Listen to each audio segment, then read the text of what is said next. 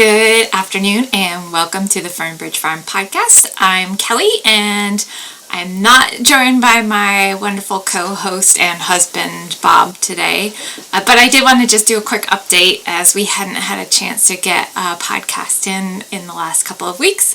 Looks like Willie might try to join me for the podcast though. He's right down here letting me know he's available. There he is. So today is March 14th already. It's Pie Day. Happy Pie Day. And I've not made any pie today, but maybe I will. It's getting a little later in the day though, so I probably will run out of time before that happens. But so we haven't had a whole lot going on the farm lately. It's about to get really crazy busy.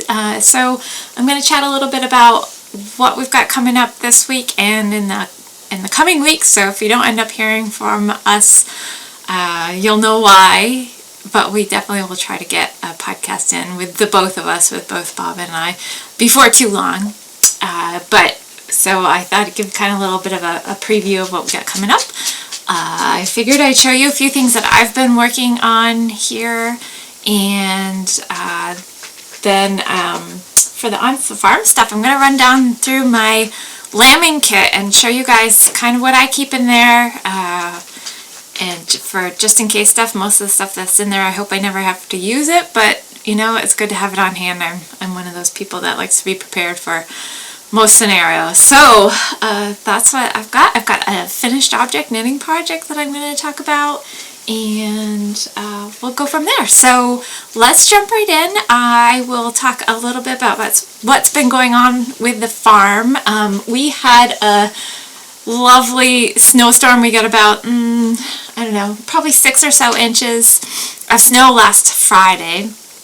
And these late season snowstorms, even if they dump quite a bit of snow, they don't end up lasting. The snow doesn't last very long with the sun being as intense as it is. And so we have, it's like 45 degrees here today, and by the end of the week, Thursday, it's supposed to be up near 60.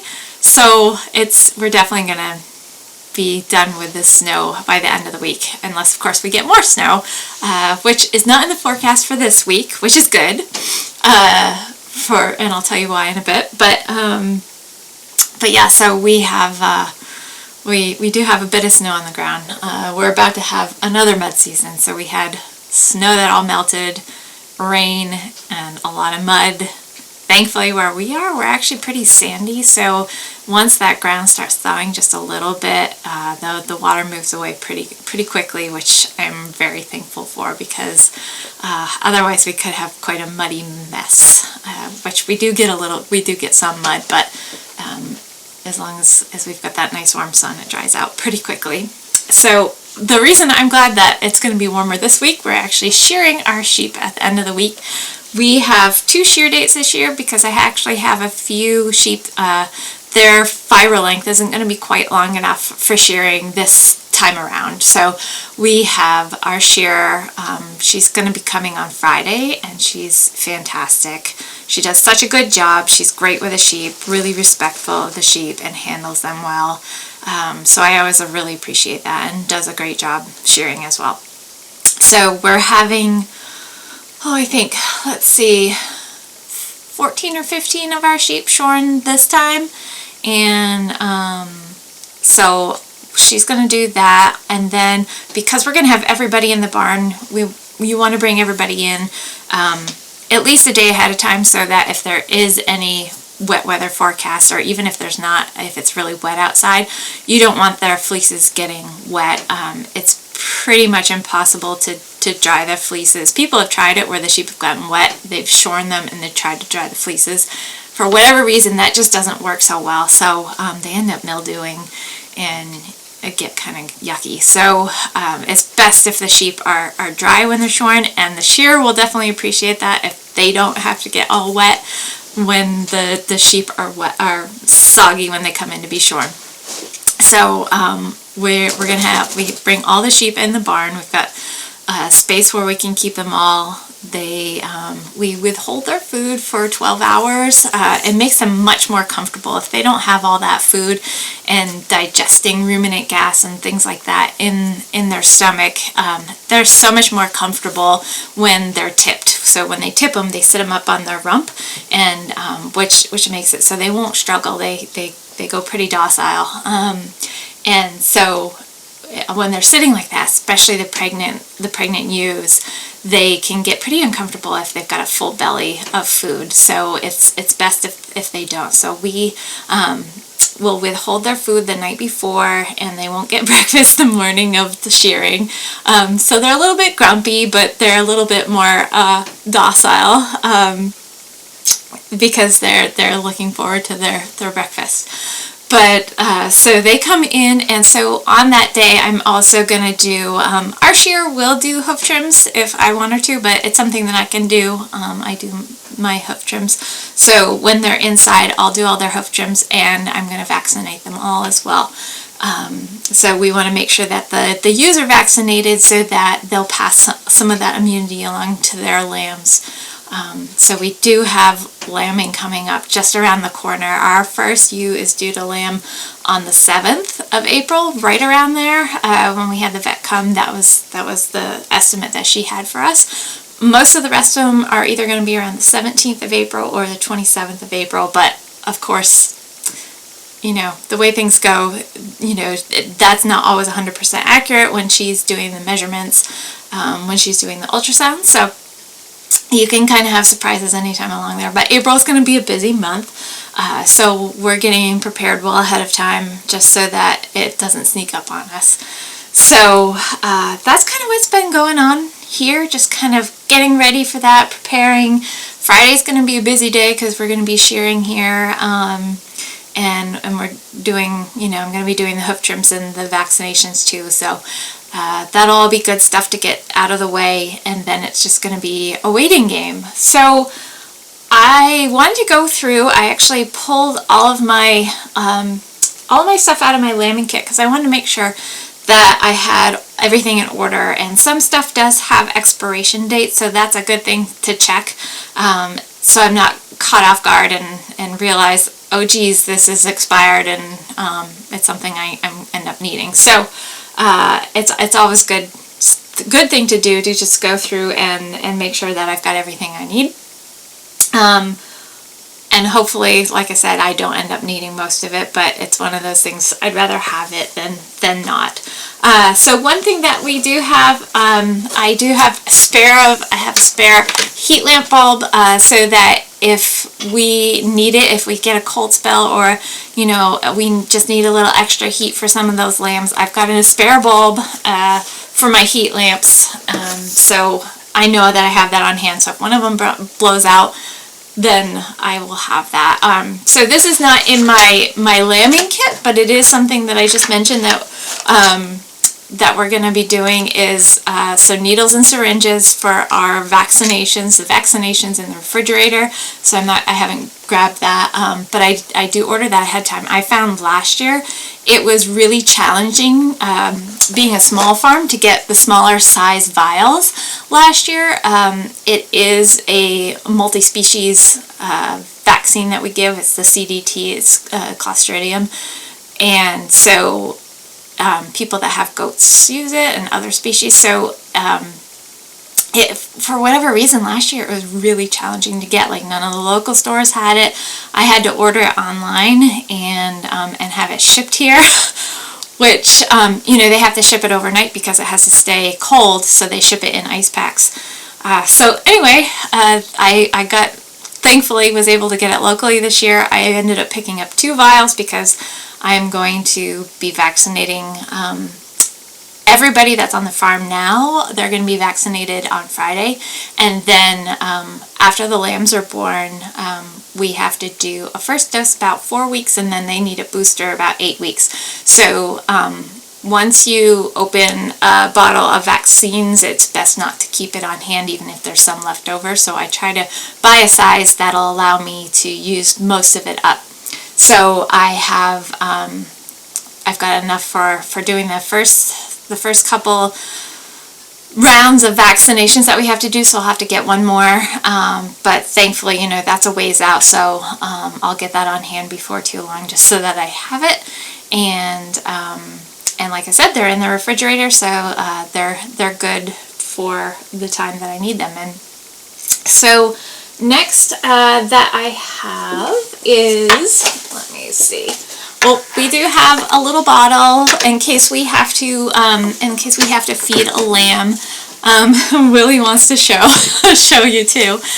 So we do have a bottle in case we have to feed any milk replacer or colostrum, or in case we need to milk a ewe and give one of the lambs milk through a bottle. So I've got a few bottles on hand, but I just have one down here, just making sure I've got everything and that the rubber nipples aren't dried out on them, because that can happen.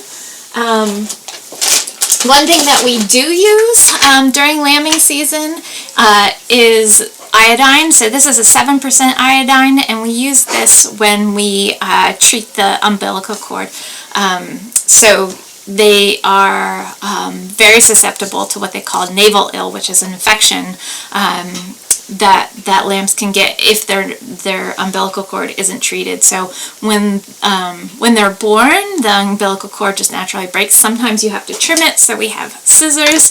So sometimes we do have to use those, and I've got those in my lambing kit. And then I have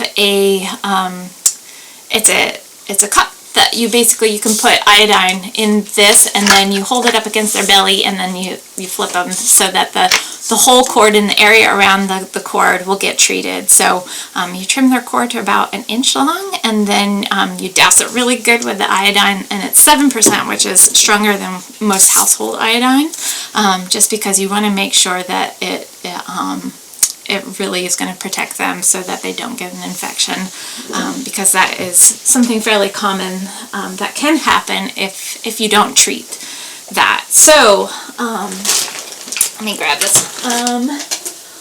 Another thing that I definitely do use, and it's a good thing to have, is I have a digital scale and I have a little lamb sling. So once they've had a chance to start a little bonding with mom and drink some milk, we do like to get a weight on them. It is really a great diagnostic tool. I'll weigh them, when they're born, and then I'll weigh them a week later and a couple weeks after that, and I'll just kind of keep an eye on them, so that if somebody's really not getting the nutrition they need, it's a nice way to be able to measure that. So yeah, we just scoop up the little lamb and then put them in the sling and weigh them. So I'm going to change out the batteries in this to make sure that they're ready to go. And so that is something that I do use. I do have some milk replacer, some colostrum. This is actually colostrum replacer. I do have milk replacer too. It's a big bag though, so I don't have it in here. These are all things that we hope we don't have to use. We hope that the moms will do all of their nursing, and that we don't have to use this, but it is something that I like to have on hand. This is still good, so I'm all set there for this year, so I don't have to worry about replacing that.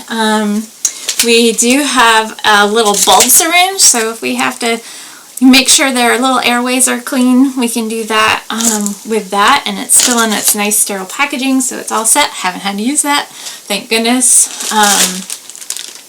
I do have a feeding tube as well, so if you have a lamb that's doing poorly, you can either milk a ewe and make sure that they're getting some nutrition that they need that way, if for some reason that they're not suckling properly. So we hope we don't have to use these too, but it's still nice to have on hand. And I do have a really good relationship with our vet, so we do have a vet we use. But sometimes, if you have an emergency situation and for whatever reason they didn't end up having whatever it was in their kit, in their truck, then I like to just have it on hand so that I know that will be good. So even if I can get the vet to come out, and for whatever reason, if they happen to not have a feeding tube, which is highly unlikely, they usually do, but I'm set anyway. So we do have some baby lamb strength. This is just a really good nutritional supplement. So if they need just a little boost of vitamins, then this is a nice little boost that we give them. And we do have some antiseptic lube. So if we have to assist with a birth, a difficult birth, what they call dystocia, then this is great because it has an antibiotic in it, so that or antiseptic in it, not antibiotic. So it'll help kind of keep that environment clean. And we do have OB gloves, so the long ones that go up the arm, in case we have to assist with a birth. So we're always, like I said, hoping that that's not something that we have to do, but we want to be prepared for that. Let's see what else. I do have an ear tagger in here. We don't tag our lambs until they're quite a bit older. Shetland lambs have really tiny ears, so we just don't want to take the chance of them tearing out their ear tag too early on. I've had even older sheep that have done that. So and the little guys, because their ears are so much thinner, we just wait to do ear tags. But I do have their tagger in here. Thermometer is a great tool to have. So I have a thermometer in here, so it just kind of helps us, if somebody's not doing well, whether it's the ewe or the lamb, this is a great tool. We'll know whether they're running a fever or if they're hypothermic, and that kind of helps us with diagnosing what we need to do, how we need to evaluate them and treat them. And it's great information that we can pass along to a vet too, especially if we're just on the phone with them. We have just some basic nitrile gloves for doing any exams or treatments as necessary. Ewes around lambing time can be prone to, there's usually two things that they're most prone to. One is ketosis, where they are not getting enough energy and they start burning off their body fat, and they can go into ketosis. If it's not caught early, it can be fatal. So we do have one of the better treatments if you see this and you know this is what's going on. You can actually feed them. You can orally dose them with propylene glycol. So I have a big gallon jug of it. It doesn't really go bad. You keep it on hand, and so I didn't bring that with me. It's just out in the other room. And then the other thing that they can experience is what they call milk fever, which is where they're not they're having issues with calcium, so they're not either metabolizing it or producing it or getting it from their feeds that they need to. So we do have calcium gluconate too. So this is a treatment for the ewe, because once they start lactating, then the calcium requirements that they have are quite large. So you hope that they're getting enough through their feed, their nutrition, the forages, things like that, but there are instances where they may need a little boost. So milk fever is one of the other things to look out for. Milk fever and ketosis can look fairly similar, so it's always a good idea to check with your vet if you're not sure. But like I said, it's just one of those things that I do like to have on hand, and just in case.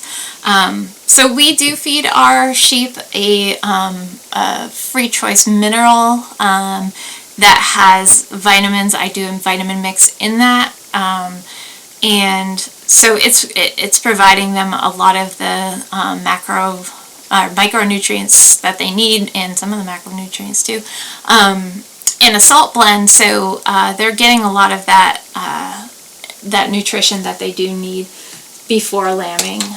So that's mostly it. I do have a prolapse retainer and prolapse harness. Sometimes ewes will have a prolapse, but it's a lot of times if they're a little bit overweight or if they're straining, that can happen. But just another one of those things that you hope doesn't, but it's one of those situations you want to be prepared for. Oh, and the other thing I have, plenty of towels. So my mom heard that I was getting stuff together for my kit, and that I wanted to get together some old towels, and so she heard that and she was cleaning out, so she brought me a whole bunch of towels, which I am grateful for. So I've got a bunch of those on hand now, and yeah, so I think I'm pretty well set and looking forward to it. It's one of those things that you definitely look forward to, but it's also a bit nerve-wracking at the same time, because, you know, something can always go wrong, but you try not to think about all the things that can go wrong, and just think about all the good things and the new little lives that'll be joining us. So I'm just going to move some of this stuff to the side, and so I usually keep this in just a separate storage area, but as we get closer to lambing, I actually put this right by my front door, and so I can grab it and run out to the barn if necessary.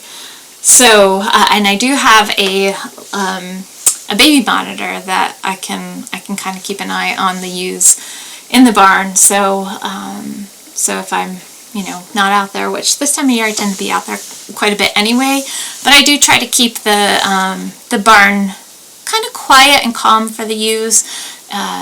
You don't want them getting stressed out before, you know, their body's already going through a big draw on energy, and just so many changes that you just don't want them to stress, because you don't want them having issues because of that stress, like running around, having dogs that they don't know on the property, and people around that they don't know. My guys are a little bit more flighty, just because of their breed.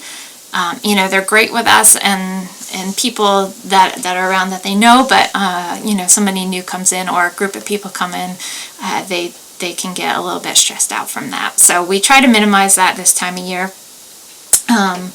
But the other, so let me talk to you about a new tool, a new tool to me, that I'm going to add to my little arsenal of things, and it's a notebook. So you know, when I talked about weighing the lambs, and I jot down you know, who the ewe is that was in labor, and how many lambs she had, and what time she went into labor, that kind of thing, and then the weights of the lambs, and just any notes about that.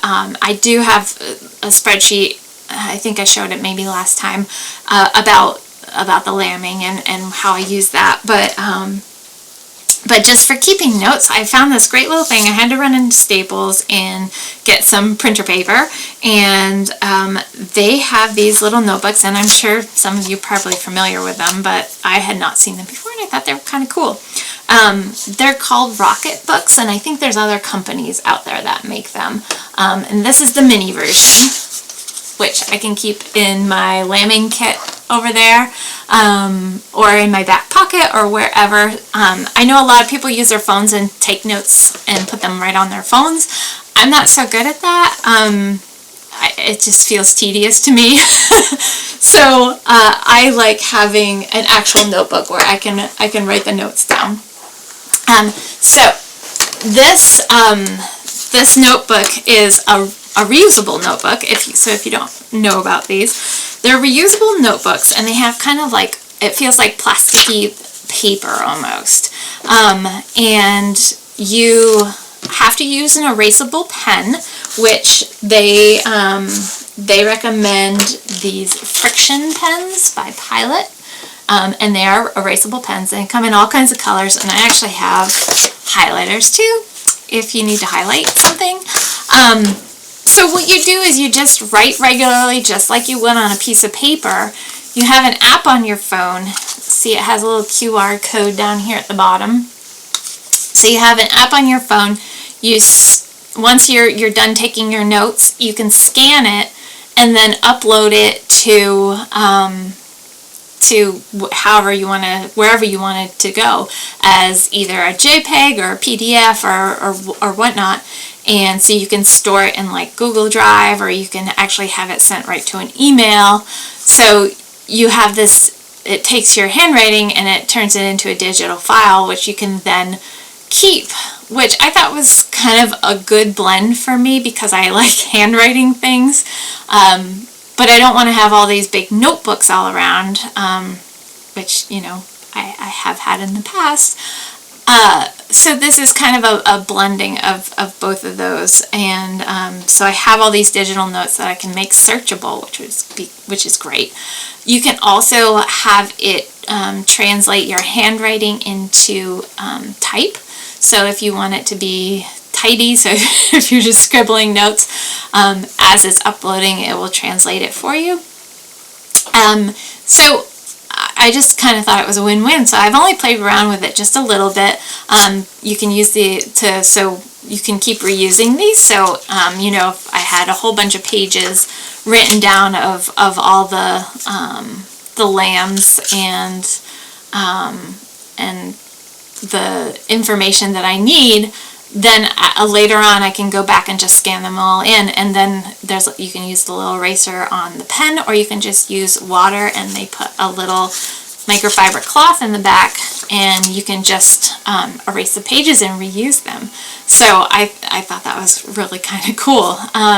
So we'll see how it works. We'll see if I use it. But yeah, so it ends up, I hope it works well. I think it will, just because, you know, this one is small and handy, and I can just pop it in my bag and be able to take all the notes I want in there. So I think that'll be a really helpful tool for me. So I'll let you know. So I think that's all from the farm. It was an awful lot of information. But if you have any questions on any of the stuff that I went over, please feel free to leave me a message or send me an email or whatnot, and I will get back to you as soon as possible about that. And so the next segment up is making, and what I've got going on with that. And so I am wearing a sweater that I made. I finished it, oh gosh, a few years ago now, and it is called Willow Creek. It's a pattern by Justina Lorkowska, and her pattern is kind of like a recipe. You actually can do different things with it. I think it was like a short sleeve sweater, and she gives all different kinds of ideas of how you can tailor it to make it your own. So I actually, it did have this kind of cowl neck on it, so I kept that. I made mine long sleeve, and then I also did the two-tone. So the yarn I use is Malabrigo Rios, and I'll link in show notes to my project page, which has all the information about this on there. But yeah, I just did a darker color on top and then a lighter color for the rest of the sweater. And it's really comfortable. It fits well, and I wear this sweater a lot. And, you know, the cowl neck's not too tight, so I'm not pulling at it. And it's Malabrigo Rios is just a really nice soft merino superwash yarn. So that's what I'm wearing. What have I been up to? I have a finished object, and I think I'm probably talking too fast, so I apologize. I don't have somebody else here to like slow me down. So I have, I've got my notes here, so I just want to, go here. I finished this fun fisherman's cap. Isn't that really fun? I'll take it off the little mannequin so you can see it better. But it is called Celtic Knots and Scottish Thistles Kep. And it's a pattern by Highland Made Hats, whose name is Morven Gabriel. And this was a really fun pattern to knit. I joined the Woolly Thistle, which is a really lovely little online shop that's not so little anymore. It started little and she's grown a lot. But it's an online shop, and she's based in New Hampshire. She is originally Scottish. I guess she still is Scottish. She's Scottish but living in the States. And she hosts a number of knit-alongs throughout the year. And this was an accessory knit-along, colorwork knit-along. So I decided to knit this fun kep. So the fisherman kep They're traditionally Scottish, and a lot of times the colors that are traditional to use are, what are they? They're blue, red, yellow, white, and black, I think, are the 5 colors that are traditionally used in their color work patterns, if they're not using like the naturally colored sheep colors. But this was a really fun one that kind of pays, the thistle is is it the flower? I think it's the official flower plant of Scotland. And it does have a thistle on it, and it has a little thistle tassel too. So cap is the Shetland word for cap or hat. So and they have a double brim, so they're super warm, and you can actually wear it with that rolled up to make it even warmer, and so it's more like a beanie style hat. If you roll that up, it doesn't fit like a long drapey hat, but and that is the style of them. They're long and they kind of sit back like that. So it was really cute. It was a fun pattern to knit. I did change up some of the color combos. I kept the purples and the greens, but just how they were used together. And this was supposed to have some white at the end, but I ended up running out of the white. So I just went with it and just did the two purples, pinky purples in there. So I thought that was really fun. And it was a fun project, and I think the knit-along is coming to an end at the end of this week. But if you want to check out some of the project, there's so much great inspiration. You can go to either Instagram or Facebook or whatever and use the hashtag TWT color cal, KAL 2022, and there's some really great projects that people have done. So many talented knitters out there. It's wonderful. So I started making notes of projects that I want to knit because of a lot of the really beautiful ones that I saw in there. So they're all accessories. They're hats, cowls, mittens. Any style of color work was a go. A lot of people did do Fair Isle. But there was some just regular stranded color knitting or some mosaic or, a lot of different things. So check that out if you're looking for a little color work, small project inspiration. And I will link to it. I'll try to remember to put down here, the hashtag so that you can follow that. And, so that's really what I've been working on for the last couple of weeks, just getting this done. I did start teaching an intro to sweater knitting class, and that started last week. I've got a big class. I've got 12 people in the class, and it's been a lot of fun. And it's kind of interesting. I wrote the pattern for this sweater, so I'm going to be publishing that before too long.